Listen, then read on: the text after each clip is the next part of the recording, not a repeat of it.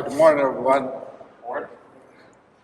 We had a lot of fun the last couple of days tearing it up with the kids and flinging arrows and throwing tomahawks and just sharing the love of the Lord with all of them.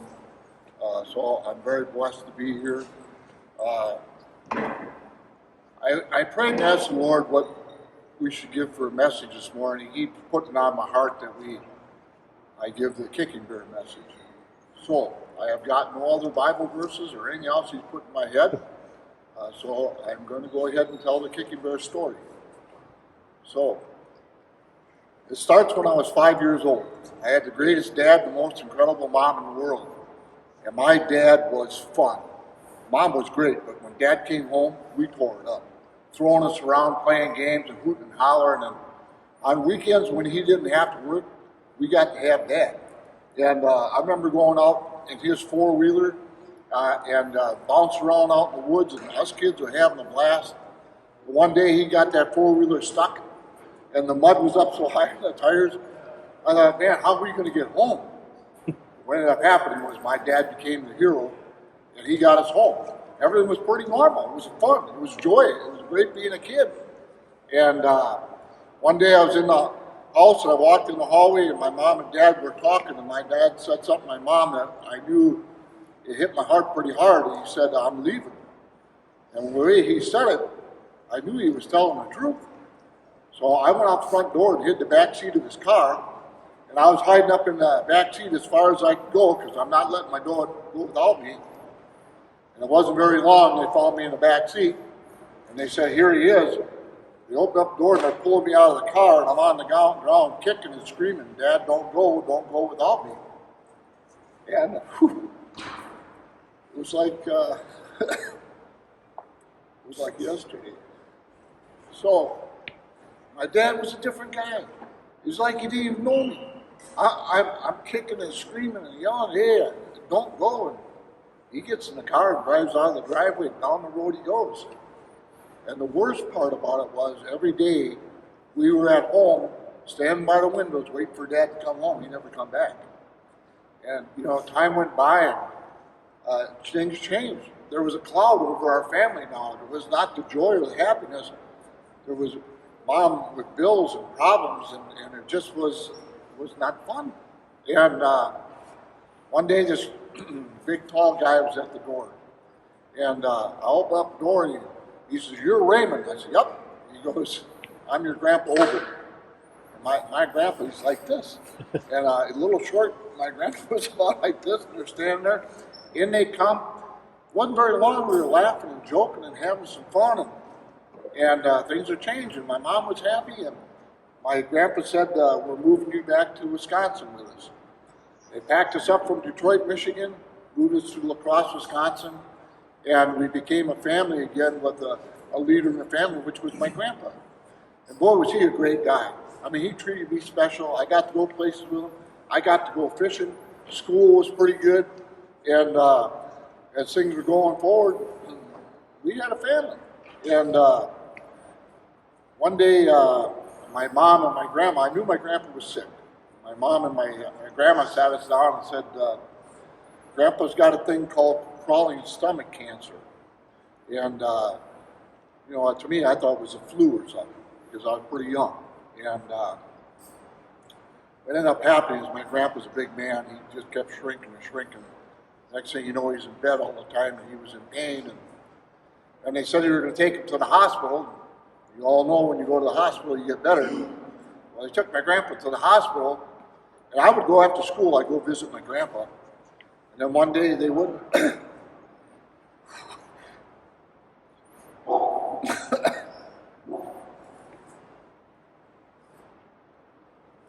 Sorry.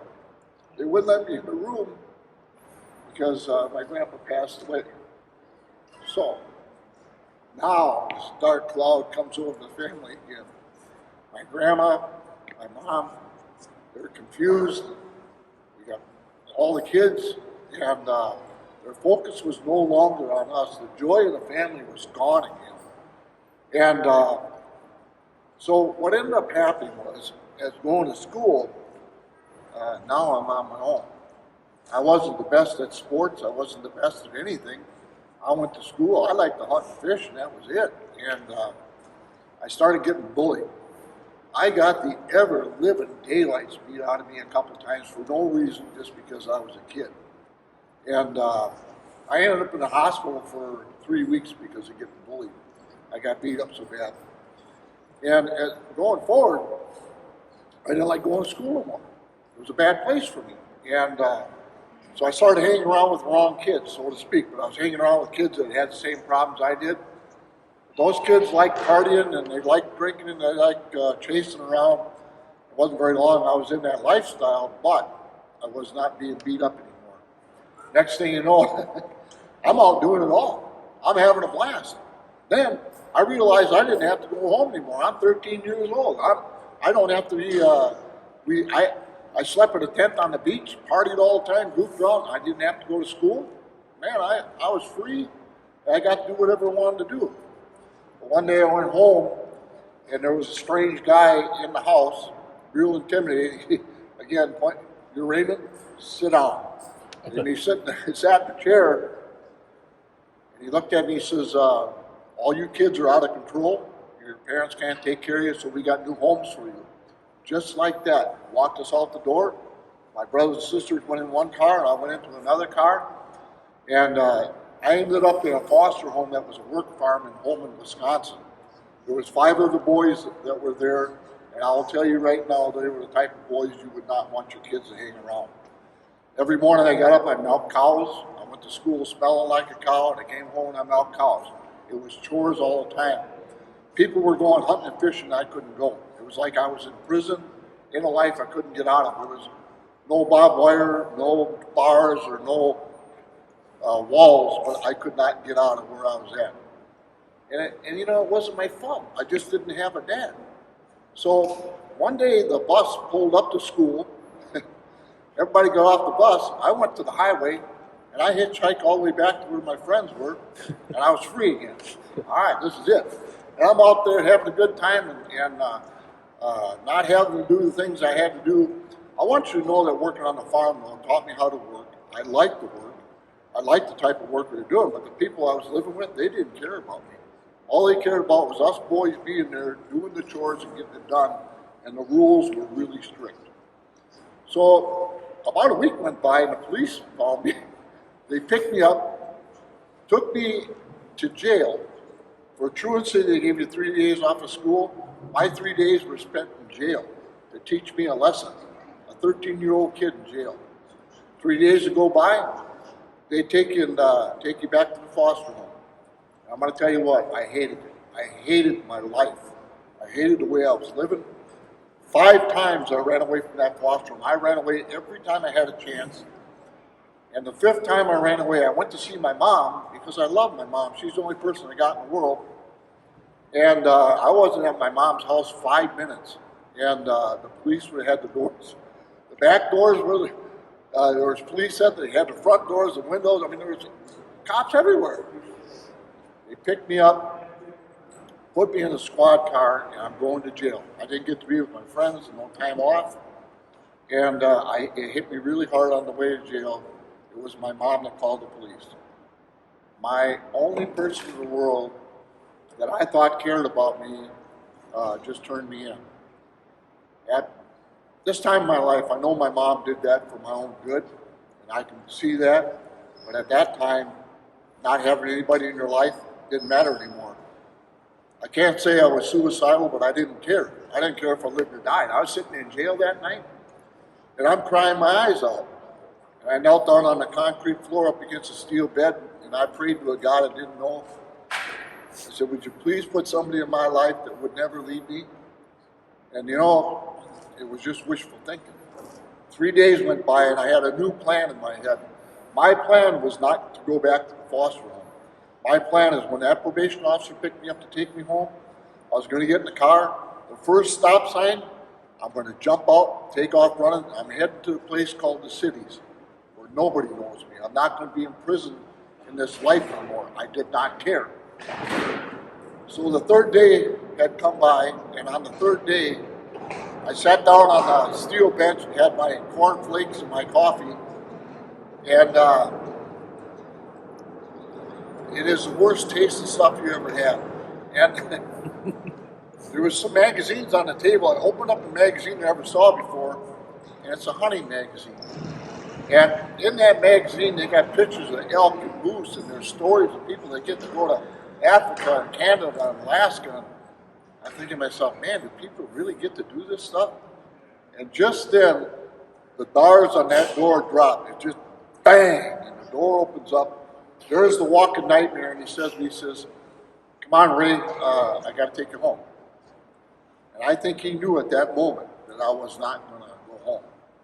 I walked out of there like I walked out. It was my last walk. I was walking the plank. I mean, I was going to run. And I got in the car with him. We're going down the road. I'm looking for the stop sign, and I'm looking for the right sign so I could take off, and they couldn't catch me. And he says to me, "I seen you read the hunt magazine in there." He said, "Do you like hunting?" And I looked at him. I don't know this guy, and I said, "Yeah, I like hunting." And then he said to me, he says, "I'll tell you what, you promise me that you don't run away from your foster home again." He said, "I'd like to take you hunting with me and my sons, and in the meantime, I'm going to find you a better home." I don't know this guy. I will tell you I was scared to death to run, but I looked at him, I said, "Yeah, I promise you I won't." So I went back to the foster home every morning, got up, milked cows, going to school smelling like a cow, milked cows and chores. But I had this dream that this guy was really going to call me. And what ended up happening was a few weeks went by, and my foster mother walked up, and she said, "Ray, Tom Pokey wants to come and get you with his sons to take you hunting this weekend. Do you want to go?" I'm going to tell you what, I could have just about started screaming. I said, "Yeah, I want to go." And no kidding. Here he comes and picks me up. I get to meet his sons. We went to a cabin out in the middle of nowhere, and a big pond up the back of the cabin. We got to go fishing, we were shooting bows. There was a campfire, there was hunting stories. I mean, this is it. I mean, I can't believe I get to go and do this stuff. And I remember they gave me some clothes for hunting, and that night I could not sleep.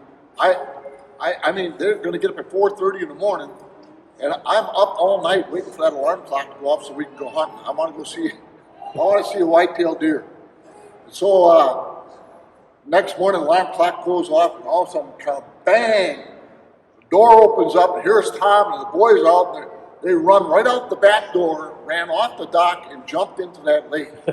And they're out there splashing around. I mean, it's dark out and it's cold, and they're splashed around saying, come on, this is tradition. You got to jump in here. You guys are nuts. I ain't jumping in that cold water." But it wasn't long. I jumped in that water with them. And you know something? I was a part of that family. This is awesome. And that day, we were out hunting.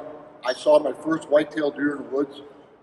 I had buck fever so bad, I didn't know what it was. I will tell you what, it was crazy. I was hooked. I was hooked forever. This is what I want to do. And what ended up happening was, on the way back to the foster home, Tom was talking to me, and he said, "Ray, you're going to be 18 years old soon." Well, I'm going to tell you, from the age of 14 to 18 is forever, right? He says, "You're going to be 18 years old soon. When you turn 18, he says, you get to have your own family, you can make your own money, and you can go hunting. You're an American and you're free." And you know something? Because of our military, these anointed men and women that have kept us free, we get to chase our dreams. And I love you guys. And you know something? I turned 18 years old. It was like somebody let the cat out of the bag. I mean, I'm going to do it all. I got to go hunting. And I got married 1 month after I turned 18. And I got to have my own family. And I was working 2 jobs and going to school. I'm going to do it all. What ended up happening was my family started to grow, and a lot of bills, a lot of things that it was tough. I'm working a lot of hours. And, you know, my grandpa was such a big influence in my life. He had a business at one time, and he was a fabricator. He was a welder fabricator. I decided one day to quit my job and go into business for myself because I couldn't make enough. And it was a bold move, but I did. And I want you to know it was the fear of failure that made me succeed. I was not going to have food on my table for the kids. And you know something? The business started to grow. As it was growing, boy, I'll tell you what, I got to go and start doing a little hunting, and I started to go fishing, and there were things that were becoming successful. Well, one of the things that happened to me since I was bullied so bad when I was a kid, I started the sport of drug-free powerlifting. I love competing in the raw division. And what happened was, this is not bragging, I'm just telling you, I'm a kid from a broken home. What happened was, I wanted to get myself to a point where I wasn't going to get picked on anymore. Well, actually, the powerlifting and working out really was a stress reliever for me in business and everything I did.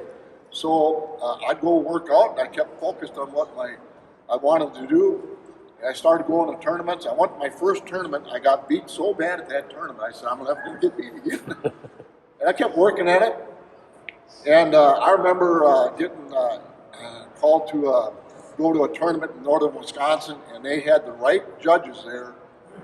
And if I set a world record at that tournament, then it would be in the books. So I went there, and I went there for the purpose to set a world record. And no kidding, I made the lifts, and I set the record. And I couldn't believe it. And I came home, and I was pretty proud of myself. About a month later, I got a letter from the United States Powerlifting Association asking me to compete at the Worlds for the United States. And I looked at that letter, and Karen was looking at it with me. I told her, man, it's unbelievable. We ought to just put this in a frame and put it on the wall. I can't believe I got asked to do something like this. Well, what ended up happening was I worked at it and worked at it. And in the fall of the year, we went to Idaho Falls. There was people from all over the world. It was a 5-day tournament. And there was so much confusion. If my wife wouldn't have been there, I don't know if I could have got through the kilos, the pounds, and all the rest of the stuff. Plus, everybody had interpreters. I had my wife. And so we had to try to figure everything out because I wasn't there with the team. And there was other guys from the United States, but we weren't there like you would think a team was. But anyway, as it went on, I knew I did really well at the tournament. And I was sitting next to Karen. She's right here next to me. And on the last day, they started giving out the awards. I was in the 242-pound class, and the kilos to pounds kind of messed my head up. And I couldn't quite figure out how much I weighed compared to the amount I lifted compared to what the other people did.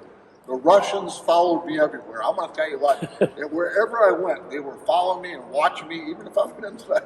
I mean, it was unbelievable. So I'm sitting there next to Karen, and they got to the 242-pound class, and they started at 5th place, and they were working their way forward. And I leaned over to Karen, and I told her, I said, if that Russian goes up for 2nd place, I know we got 1st.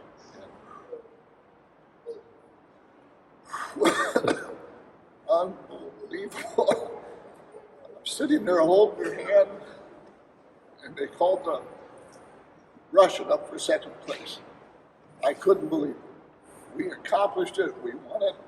I took her right by the hand right up on the stage with me because she was with me the whole way. I won it. And not only did I win it, there's one special trophy that they give out to everybody. It's called Best Overall Lifter. I not only won my division, I won Best Overall Lifter. What? Wow. And I couldn't even have dreamed that. My dream was to go there and set a world record at the world meet, and that did happen. And so, as going forward, my business grew. And my trophy room is much bigger than this room filled with animals. I got to chase my dreams all over the world with a ball in my hand. My wife came with me everywhere. We did everything together. And you know what was interesting about it was when I got an elk, then I wanted to get a moose, and then I wanted to get a brown bear, and then I wanted to get a polar bear. And there was no cap to it. Whatever I went after, it wasn't how good I was, it was how persistent I was. And the same thing in business. I mean, the business kept growing. And I remember sitting there with Karen and looking at, we struggled for years to get that on its feet. And I mean years. And I remember looking at the books with her. And I said to her, I said, when that wave of money comes in, we will not have to borrow money from a bank again. And it happened. I was successful in business. And the only time we borrowed money from a bank then was just to keep our credit lines up. And so I had everything. I mean, I was in what I wanted to do in powerlifting, I mean, I could keep going and setting more records and making a lot of money, and I was whacking every animal that I wanted to whack. Man, I'm a self-made king. I got it all. I didn't need nothing. And Karen walked up to me one day and she says, I was strutting around about something. She said, Ray, I came into your life to help save you. I just about snapped. I mean, you're going to save me? You got a house, you got gas for the cars, you got cars, you got food, I've given you everything. How are you going to save me? And you know, I knew something about Karen that I didn't understand at the time. She loved the Lord more than she loved me. I was number 2 in her life. She prayed for me for 9.5 years before I gave my heart to the Lord. And what happened was, I went to an event in Texas, and there was a lot of people. And there's a guy by the name of Pat Quinn that looks like a movie star. Karen was talking to Pat, and it went on for about 45 minutes. There's hundreds of people around, and I'm turning green. I'm getting swelled up. And I said, man, he's falling in love with my wife. And I walked up to both of them, looked them in the eye. I said, what's going on here? And they both said the exact same words to me at the same time. I could not imagine what they thought when I was looking at them. They said, we're talking about your salvation. I looked at him. I know how to grab a hold of Pat by the collar and say, stay away from my wife. But I did not know how to handle what they just said to me. I shook my head and I said, and I walked away from them. And then about 2 nights later, Pat Quinn did the boldest thing that I have ever had anybody do. He called me on the phone and he said to me, I want to talk to you about having a personal relationship with Jesus Christ. I didn't know I could have a personal relationship with Jesus Christ. I didn't understand it. But he talked to me for a while. I heard that. I didn't hear much else, he said. But what happened in the next couple of weeks was pretty amazing. I used to go to church with Karen on Sunday just to listen to her sing. She had a voice like an angel. I loved sitting with her. That was church to me. I went into church on Sunday, and guess what day it was? It was Father's Day. I sat in church, and I'm thinking about my dad. I hated my dad. I mean, I hated him because of the way that we had to grow up. Somebody else got to have him for a dad. And then I got thinking, well, if things wouldn't have happened to me the way they did, I wouldn't be sitting here today with this beautiful woman who is my wife, and I wouldn't have the children and grandchildren I got. And I forgave my dad in church. I actually forgave him, and I felt the weight come off of my shoulders like you wouldn't believe. I didn't know how much hatred was in here. I walked out. Matter of fact, I'm sitting in church, I'm crying like a baby, and Karen says, what's the matter? I said, I just forgave my dad. I walked out of that church a different person. And if anybody had ever followed what I was doing in the outdoor world, I did a lot of stuff for companies. I was involved with a lot of pro staffs and an ambassador to a lot of companies. One of them was Gander Mountain. And every time they opened up a new store, they would ask me to come down there and do the ribbon cutting with my bow instead of cutting it with the scissors. And I want to tell you, there's a lot of pressure on you when you're standing in front of 300, 600 people to cut a ribbon. So what happened was, I always practiced at long range to make me a good short range shooter. And that worked for me with hunting animals. And if I could hit stuff at 100 yards and then I have something standing in front of me at 30 or 40 yards, it's a chip shot. You got your confidence. Well, I decided that day to go back at 100 yards, and the ribbon is that wide. I thought, man, if I can cut a ribbon at 100 yards, I'll have my confidence for the week. And so I went back, and I had 5 arrows. I had 5 ribbons on the target. And this is the first time I had not had a camera guy with me filming some of the stuff I do, because I had camera people with me all the time. I knocked up an arrow, I drew back, I took the 100-yard pin, I touched it on the bottom of the top ribbon, I released the arrow, and bing, in the blink of an eye, I cut that ribbon. At 100 yards, I cut a ribbon. Unbelievable. What happened, I took the next arrow, the second ribbon got cut, the third ribbon got cut, right down to the 5th ribbon, I cut 5 ribbons in a row. Humanly impossible to do. It blew my mind that I was even able to do anything like that. And I walked up to the target and I'm looking at it, I said, that's impossible. I mean, I couldn't believe that I cut all those ribbons. Now, this weekend, I'm only going to be 21 yards from my target. This could be a chip shot. I got all the confidence in the world. And I started looking at the arrows and the ribbons. I thought to myself, man, God had to be guiding these arrows. It's just, I can't believe I cut these. And I started pulling the arrows out. And what happened was, I got to the last arrow.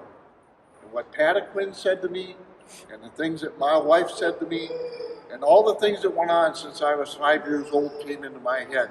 I pulled that arrow up, and when I got it out, I thought, did everything happen to me since I was 5 years old happen for a purpose?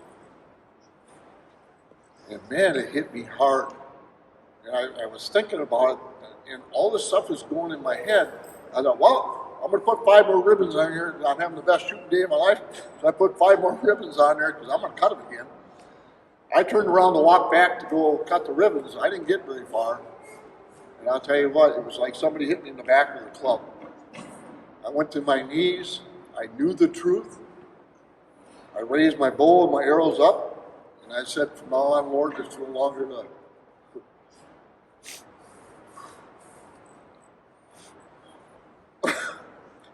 this is no longer to my glory, it's to yours. I ask God to forgive me for my sins. I asked Him to guide me for the rest of my life. Let me know what you want me to do, and I will do it. And I promised Him that I would follow Him. I made my second promise in life. My first promise, Tom told me he was going to help me and find a better home. I just made my second promise. My second promise is God's got a better home for me, but He's got work for me to do out here. He put it on my heart right then.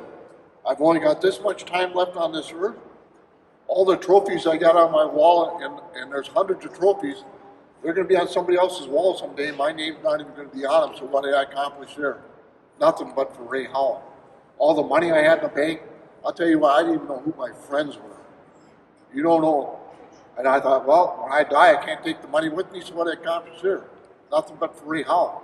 All the records that I set in powerlifting, I knew somebody with a little better technique or a little better day was going to break them, and those records have been broken.